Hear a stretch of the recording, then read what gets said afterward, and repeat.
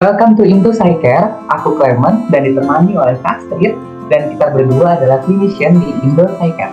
Dan hari ini kita bakal melanjutkan pembahasan kita tentang gangguan-gangguan psikologis. Di podcast sebelumnya, kita sudah membahas tentang apa itu bipolar disorder, apa itu bedanya bipolar dan mood swing, dan lain sebagainya. Nah, hari ini kita akan membahas tentang borderline personality disorder atau yang bisa disingkat BPD. Nah, BPD sama bipolar disorder itu rada-rada mirip tuh. Nah, hari ini kita akan ngebahas apa bedanya dan apa itu BPD. Oke, Hmm. kita langsung masuk ke Kak Astrid. Kak Astrid, Hmm. apa sih bedanya antara bipolar dan BPD itu? Karena keduanya nggak mirip tuh. Hmm. Kita bahas borderline personality disorder dulu ya, atau BPD. Jadi kalau BPD itu dia adalah masuknya ke klasifikasi gangguan kepribadian yang ditandai oleh berbagai ketidakstabilan gitu, pokoknya instability di berbagai aspek gitu. Jadi orang dengan BPD itu nggak stabil dan sulit meregulasi emosinya, hubungan interpersonalnya, perilakunya, hubungan dengan diri sendiri, dan juga identitasnya tuh sering berganti-ganti gitu. Jadi sangat nggak stabil. Nah, BPD ini merupakan salah satu gangguan kepribadian gitu, karena tadi ya, banyaknya ketidakstabilan dalam aspek hidupnya.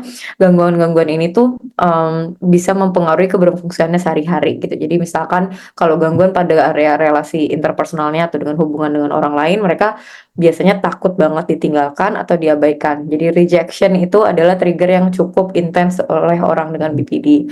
Untuk area intrapersonal atau dengan diri mereka sendiri, kadang mereka sering berganti-ganti nih cara melihat dirinya, mereka pengennya apa, mereka sukanya apa, itu sering ganti-ganti. Mereka bisa langsung idealisasi banget gitu ya ke diri mereka, ngeliat hal-hal itu sangat positif, kadang besoknya langsung ganti sangat negatif gitu. Jadi nggak affirm gitu ya tentang definisi saya ini siapa gitu, saya sebagai Astrid ini siapa misalkan.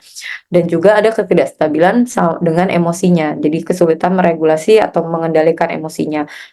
Meregulasi emosi itu bukan cuma kayak oh kalau marah nggak boleh marah-marah gitu ya, nggak, tapi mereka juga kesulitan menyadari atau identify sebenarnya rasa emosi apa sih yang mereka ingin lakukan, baiknya tuh seperti apa sih gitu. Jadi karena ada ketidakstabilan pada aspek emosi ini, mereka jadi lebih impulsif gitu. Jadi marahnya marah sangat ekstrim sekali, kalau sedih sedihnya ekstrim sekali, atau bahkan nggak tahu nih sekarang emosinya yang dirasain apa ketika suatu situasi tertentu terjadi gitu. Nah, segala hal ini kan nggak stabil ya, jadi kadang mereka juga menampilkan perilaku-perilaku yang berbahaya untuk mereka dalam jangka panjang, tapi jangka pendeknya mungkin membantu meregulasi ini. Jadi salah satunya adalah berbagai percobaan bunuh diri atau melakukan perilaku menyakiti diri atau self sabotage behavior gitu. Saya misalkan orang dengan BPD kalau lagi kesepian gitu ya, atau enggak pasangannya nggak balas, ya udah deh daripada aku nangis gitu ya menghadapi rasa sedih, aku belanja aja di sosial media gitu yang banyak gitu supaya mengisi rasa kosongnya itu gitu. Nah, tadi kalian nanya bedanya dengan bipolar disorder apa? Sebenarnya bipolar disorder ada di episode yang lain gitu ya, tapi mungkin refresh lagi, bipolar disorder itu bukan gangguan kepribadian, dia gangguan mood gitu atau gangguan emosi. Jadi di bipolar sesuai namanya ada dua fase, ada dua polar gitu ya, itu dua polar tuh ya, dua kutub. Jadi mood swingnya itu ekstrim antara kutub mania dan kutub depresif gitu. Jadi di fase mania bisa 1 sampai 2 minggu energinya tinggi sekali, lalu di minggu berikutnya selama 3 minggu atau 2 sampai 3 minggu fase depresif gitu, dan begitu seterusnya. Tapi bedanya dengan BPD, orang dengan bipolar itu nggak ada masalah terkait identitasnya, jadi cenderung lebih stabil. Mereka juga hubungan interpersonal dan intrapersonal itu cenderung lebih stabil. Hanya yang nggak stabil itu emosinya, tapi dengan fase yang jauh lebih panjang atau jauh lebih lama dibandingkan dengan orang dengan borderline personality disorder gitu. Jadi di BPD sebenarnya mood swing juga juga ada gitu ya. Makanya ini dua gangguannya sering disalahartikan atau sering ada dua-duanya dapat gitu di salah satu orang. Kalau misalnya beda eh, pemeriksaan, biasanya hasilnya juga bisa dua-duanya gitu ya. Em, jadi kalau di BPD itu dia cepat. Jadi kalau misalkan dia lagi energinya naik ya mirip bipolar pas lagi manik gitu. Kalau lagi depresif ya juga mirip bipolar pas lagi depresif gitu. Jadi karena sama-sama nggak stabil, memang butuh pemeriksaan lebih lanjut untuk mengetahui sebenarnya ini BPD aja kah atau bipolar aja kah atau malah dua-duanya gitu. Oke, nah tadi berarti mungkin udah lebih terjelaskan ya di bedanya BPD sama bipolar. Nah sekarang kita masuk nih Kak, ke gejala-gejala BPD itu sendiri. Hmm, Di hmm, episode sebelumnya kita udah bahas gejala bipolar. Sekarang apa sih gejala-gejalanya BPD Kak? hmm. Oke, gejala borderline personality disorder itu intinya ada 9. Mendiagnosa seseorang, setidaknya harus ada 5 kriteria yang dimiliki oleh orang tersebut, yang dialami oleh orang tersebut. Jadi ada 9. Lengkapnya sebenarnya bisa di Google aja. Jadi gejala-gejala BPD. Tapi yang pertama, yang paling core gitu ya, paling intinya adalah fear of abandonment. Jadi ada ketakutan yang berlebihan dan orang dengan BPD itu berusaha untuk melakukan berbagai cara agar tidak diabaikan, tidak di-reject, tidak ditinggalkan. Jadi em, apapun hal kecil itu ngerasa ini orang bisa ninggalin aku gitu. Jadi kayak tadi aku agak sedikit singgung, misalkan pasangannya nggak balas, oh itu langsung mikirnya ini aku bakal ditinggalin nih. Ini apa dia selingkuh ya? Apa dia nggak sayang lagi sama aku? Apa aku worthless gitu-gitu. Jadi pikirannya langsung ke sana kayak pasti aku ditinggalkan. Yang kedua ada hubungan yang tidak stabil atau unstable relationship. Jadi orang dengan BPD itu sangat nggak stabil di hubungannya, misalkan di awal itu bisa jatuh cinta banget, berbunga-bunga, attach banget gitu ya. Tapi kalau misalkan ada kesalahan sedikit nih di pasangannya, dia bisa langsung membenci orang tersebut gitu. Jadi bener-bener bisa cepet banget kecewa, marah di ujung ekstrem kiri gitu ya, dan bisa jatuh cinta, berbunga-bunga, happy, intimate gitu, dan di ujung kanan itu bisa cepat sekali. Kita nyebutnya idealisasi dan devaluasinya tuh sangat um, naik turunnya cukup jauh gitu ya. Gejala ketiga itu unclear self image. Jadi orang dengan BPD itu biasanya sulit tuh untuk memiliki gambaran diri atau identitas mereka tuh sebagai manusia seperti apa itu yang stabil, yang menetap. Jadi bisa aja mereka itu merasa dirinya sangat positif banget gitu ya, kayak ada self worth-nya oke, tapi misalkan ada tadi trigger sesuatu gitu ya, dia bisa langsung merasa sangat buruk, langsung blaming, langsung ngerasa nggak berharga lagi di dunia ini gitu. Jadi aspirasi tentang masa depan juga itu nggak berganti-gantinya cukup ekstrim, belum terlalu jelas. Jadi misalkan di aspek karir, tentang agama, tentang sexual identity, sexual orientation, value hidup, goalnya seperti apa, pengen pacar atau pasangan seperti apa, teman seperti apa, itu tuh berganti-ganti sesuai atau tergantung emosinya gitu ya. Jadi benar-benar nggak stabil, nggak ada anchornya gitu kalau di orang dengan BPD. Gejala keempat itu impulsif. Ini juga saling berkaitan dengan gejala-gejala sebelumnya. Jadi orang dengan BPD itu sangat mungkin melakukan sesuatu yang impulsif dan biasanya self-destructive. Impulsif ini definisinya ketika melakukan sesuatu lalu menyesal. So there's a negative feeling after doing something. That's impulsive gitu ya. Jadi kedua, mereka itu tidak sesuai dengan value. Mereka sebenarnya nggak mau ngelakuin, tapi entah kenapa kayak terpaksa melakukan. That's also impulsive. Jadi misalkan tiba-tiba beli sesuatu barang yang mahal banget, nggak mikir nih besok makan apa, yang penting harus beli barangnya gitu.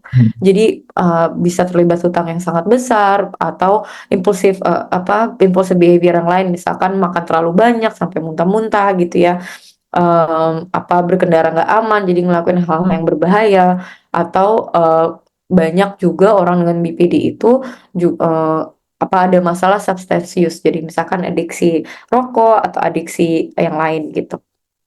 Yang kelima, suicidal behavior, karena tadi impulsif, jadi nggak jarang orang-orang dengan BPD kalau misalkan lagi emosinya nggak stabil, pengen langsung escape gitu. They don't understand and they don't want to face emotions. Jadi mereka cenderung larinya ke percobaan bunuh diri atau perilaku menyakiti diri. Ini cukup umum gitu ya. Salah satunya juga mungkin beberapa orang dengan BPD menunjukkan atau menunjukkan perilaku ini untuk sebagai bentuk memanipulasi gitu. Ini agak ini ya, tapi manipulasi supaya si pasangannya itu tidak meninggalkan dia gitu. Jadi itu juga bisa muncul. Nggak semuanya, tapi ada beberapa. Lalu extreme emotional swings itu gejala keenam, jadi emosinya nggak stabil, moodnya nggak stabil, sangat intens perubahannya, dan bedanya dengan bipolar ini perubahannya sangat cepat. Jadi bisa let's say sekarang jam 4 sore happy banget, terus tiba-tiba balesnya nggak pakai vokal 3 gitu ya pasangannya, itu langsung depres tuh gitu, langsung kayak aduh nggak bisa ngapa-ngapain, ini pasti ada masalah bla bla gitu. Ekstrim ekstrim banget emotional swingsnya. Gejala yang ketujuh emptiness, jadi ada perasaan hampa yang sangat kronis, jadi kayak kosong terus karena ada relationship-nya itu terputus gitu dengan diri sendiri ataupun orang lain. Jadi ada perasaan numbness, mati rasa, dan biasanya jadinya nggak bisa berfungsi di kehidupan sehari-hari karena nggak tahu harus ngerasa apa, ini perasaannya apa gitu, so very empty. Yang kedelapan ini explosive anger, jadi perasaan marahnya sangat intens. Biasanya orang ngelihatnya short temper juga, banting-banting barang, mukul-mukul barang, mukul-mukul diri sendiri gitu ya. Jadi sulit untuk mengendalikan perilaku, apalagi kalau misalkan emosinya lagi intens banget gitu. Jadi cukup destruktif gitu ya. Bukan berarti nggak boleh marah-marah ya, tapi orang dengan BPD biasanya marah-marahnya itu tidak socially tidak in a socially acceptable way gitu. Nomor 9, gejala terakhir itu out of touch with reality. Jadi karena mereka takut banget ditinggalkan, emosinya itu sulit untuk diregulasi, mereka nggak ngerti gimana regulasinya. Biasanya ada persepsi negatif nih ke sekitarnya. Jadi ada kecurigaan yang sangat kuat, paranoid gitu ya, jadi gampang curigaan, kadang very jealous gitu towards their partner, sampai ke sangat nggak masuk akal atau irasional. Jadi bisa sampai ngalamin disosiasi juga, atau perasaannya nggak ada di realita, kayak nggak ada di sini gitu, kayak autopilot aja gitu. Panjang ya gejalanya ya. Jadi mungkin Panjang ya. teman-teman jangan suka self diagnose, karena ini juga karena personality disorder butuh pemeriksaan yang cukup panjang. Betul, sangat panjang dan perlu pemeriksaan yang sangat komprehensif dari berbagai sisi gitu ya Kak, Betul. dari sembilan karakteristik tadi. Oke, Mm-mm. kemudian selanjutnya Kak, kemarin waktu kita bahas bipolar, Kakak Mm. mention bahwa bipolar itu ada fase-fasenya, fase manik, fase depres. Kalau BPD ada fase-fase tertentu kayak gitu nggak sih Pak? Kalau di BPD nggak ada fasenya karena dia cepat banget Hmm. kan. Tapi memang yang ada fasenya itu hubungan interpersonal dengan orang lain itu biasanya ada siklusnya, dan biasanya terlibat kalau kita ngomongnya favorite person. Jadi non BPD partner gitu ya. Jadi siklus kalau fasenya itu karena mereka emosinya tuh tergantung hubungan juga sih. Jadi kalau hubungannya nggak stabil udah pasti chaos tuh hidupnya gitu ya. Jadi awalnya bisa deket banget, obses, semuanya indah. Di sini idealisasi dari hubungannya, dari pasangannya gitu ya. Jadi orang dengan BPD biasanya idealisasi nih, oh this relationship is very perfect, this man on woman is very perfect for me gitu ya. Jadi tapi itu cuma dari beberapa pertemuan pertama. Terus mereka fiksasi, mereka fokus ke hubungan itu dan orang tersebut. Nah, karena BPD ini cukup sensitif dengan perasaan ditinggalkan, kan mungkin ada ya ketika lagi berhubungan hal-hal tidak sesuai nih dengan kebutuhan mereka gitu. Jadi ada persepsi negatif yang mereka miliki itu bisa memicu abandonment issue yang mereka punya, dan memicu juga unstable self image, terutama mereka ngerasa nggak berharga, low self worth gitu. Em, jadi orang dengan BPD ini kadang mereka sering bilang ke diri mereka dan pasangannya, diri mereka dan juga mungkin pasangannya, bahwa mereka tuh kayaknya emang nggak pantas dicintai, atau memang nggak worth it gitu ya, pasti ada intensi lain gitu-gitu. Nah, karena mereka sering gitu, biasanya kan timbul masalah tuh ya di hubungan gitu. Nah, kadang di tengah-tengah masalah itu orang dengan BPD seringkali melakukan eh, perilaku-perilaku impulsif untuk gain more affection gitu, yang dibutuhkan gitu. Masalah dibutuhkan sejauh apa nggak tahu juga ya gitu. Nah, hal ini kenapa dilakukan? Karena sebenarnya mereka takut banget ditinggalkan. Jadi perilaku yang kita lihat mungkin secara dari luar itu impulsif gitu ya, atau kayak berlebihan, sebenarnya tuh karena mereka orang dengan BPD itu struggle untuk em, menghadapi ketakutan untuk ditinggalkan tadi. So they will do everything in their power untuk menahan si orang ini yang mereka anggap penting itu ya gitu. Problemnya makin sering muncul, nggak stabil, cemasnya makin sering, terus jadinya biasanya orang yang non BPD partner ini pergi. Nah, pas pergi langsung deh mereka idealisasi lagi, terus impulsif lagi gitu.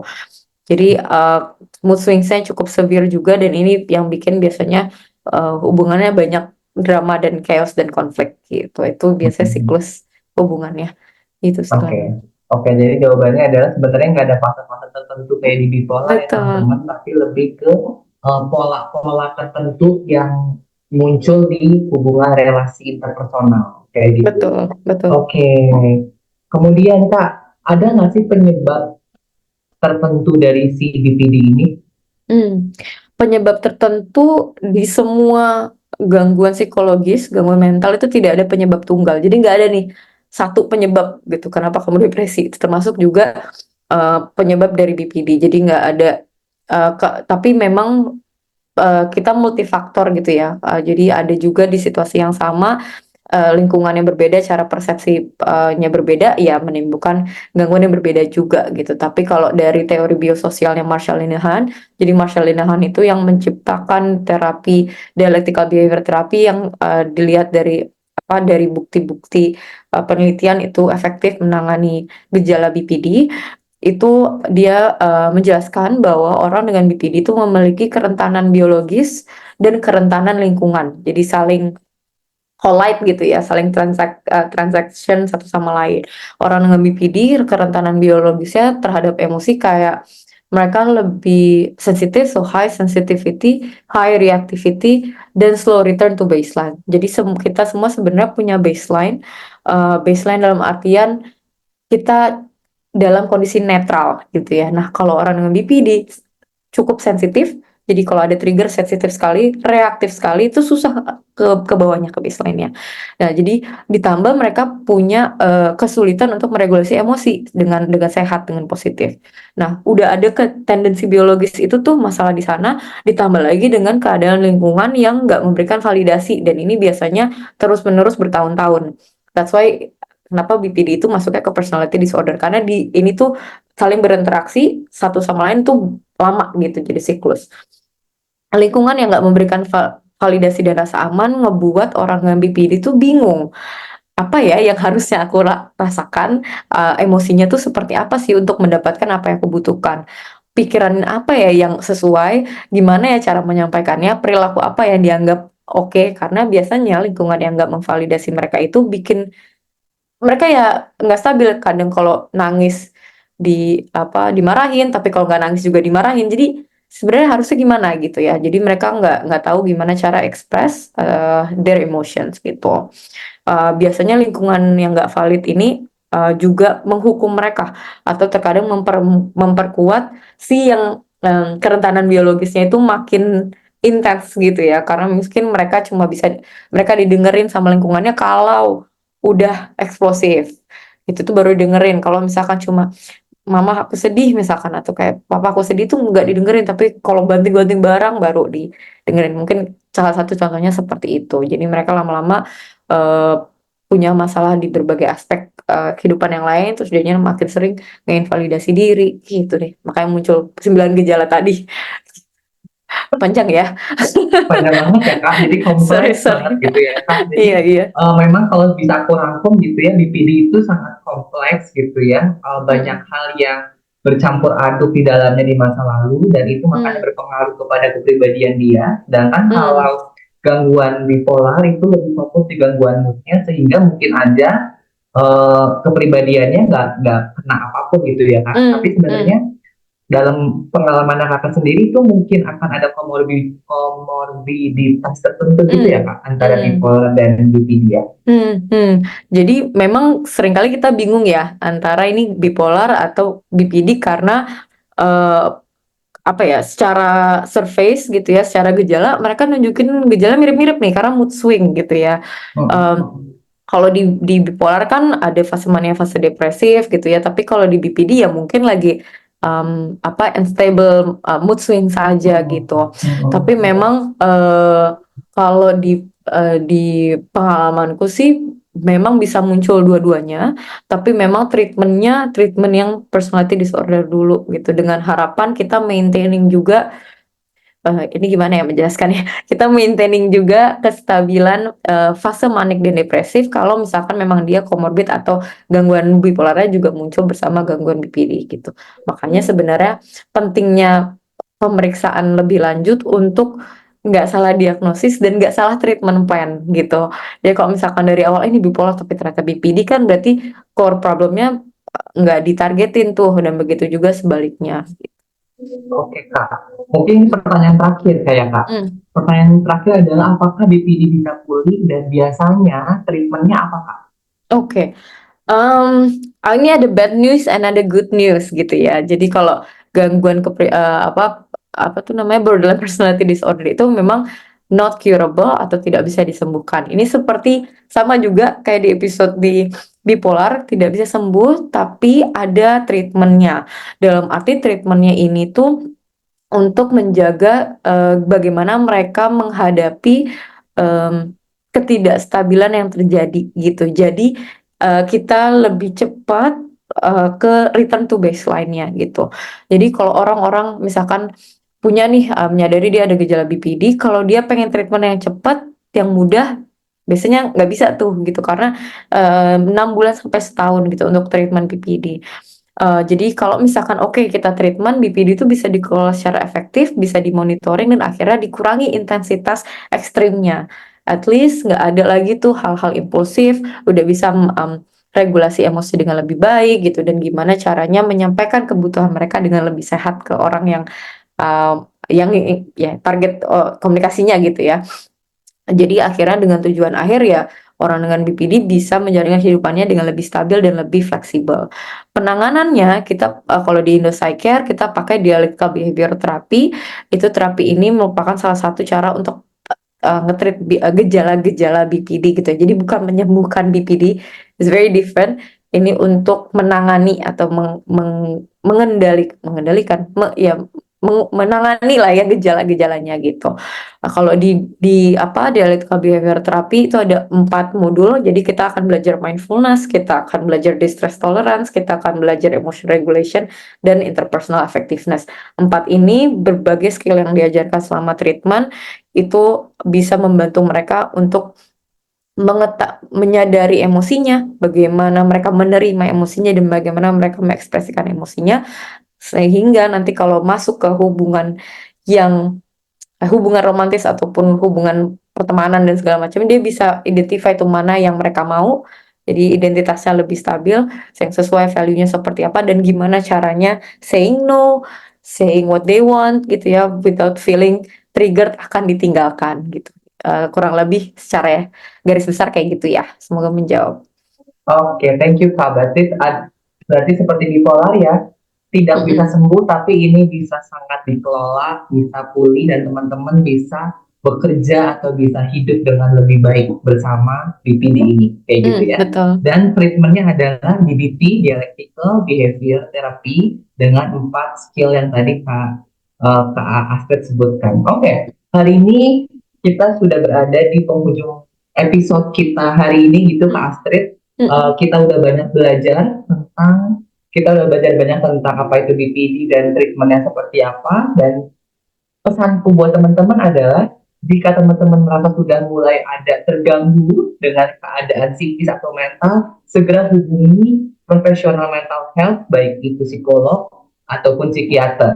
Dan teman-teman tentu juga bisa ke kami ya, ke saya, ke Clement ataupun ke Astrid gitu ya, untuk bisa konsul bersama kami di Indopsychiatry. Terutama jika teman-teman merasa punya gejala-gejala borderline tapi nggak boleh self diagnose, silahkan kontak kami juga dan kami bisa membantu teman-teman untuk mengelola itu bersama dengan treatment dialectical behavior therapy kayak gitu. Nah, selanjutnya di episode-episode selanjutnya kita akan belajar lebih banyak tentang berbagai gangguan, juga mungkin bisa di deeper lagi tentang borderline personality disorder gitu ya. Silahkan teman-teman stay tune di YouTube kami, di YouTube Indopsychiatry, dan juga jangan lupa nyalakan lonceng di bagian kanan atau kirinya teman-teman gitu ya, untuk bisa selalu mendapatkan update-update terbaru dari kami. Sekian dari aku dan Kak Astrid. We Thank you. hope we gave you a look into PsyCare. See you, bye-bye. See you, bye.